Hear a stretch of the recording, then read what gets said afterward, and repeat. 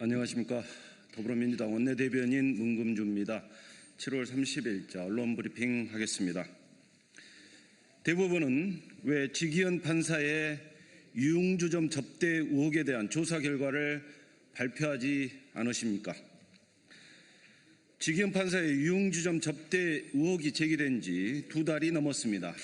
하지만 대법원은 여전히 조사 결과를 내놓지 않고 있습니다.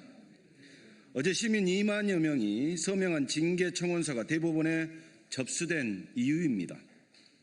룸살롱 접대 의혹을 받는 판사에게 내란 수계의 재판을 맡겨서는 안 된다는 국민 요구에 대법원은 응답해야 합니다. 접대 의혹을 뒷받침하는 사진은 물론이고 카톡 대화까지 공개된 상황인데 왜 대법원은 여전히 묵묵부답입니까? 정말 제대로 된 조사를 진행하기는 했는지 묻지 않을 수 없습니다. 혹시라도 대법원이 침묵으로 사건이 국민의 기억 속에서 잊히기를 기다린 것이라면 그야말로 오만한 판단임을 경고합니다. 국민은 결코 이 사건을 잊지 않으실 겁니다. 지기현 판사의 문제가 단순한 접대 의혹이 아니라 내란 수계 윤석열에 대한 재판의 공정성에 대한 의혹이기 때문입니다.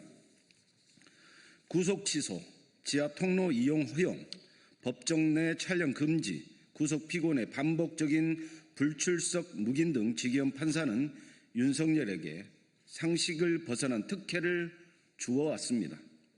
이는 독립적이고 공정한 재판을 해야 할 재판부의 태도라고는 받아들일 수 없는 결정들이었으며 법과 원칙 대신 특혜와 유착을 의심케 하고 있습니다. 대부분이 침묵으로 일관할수록 감당할 수 없는 진실이 숨겨져 있는 것 아니냐는 의혹을 키울 뿐입니다. 국민께서 요구하고 계십니다. 대법원은 지기현 판사의 유흥주점 접대 의혹과 특혜성 재판 진행에 대한 조사 결과를 즉각 국민 앞에 투명하게 공개하십시오.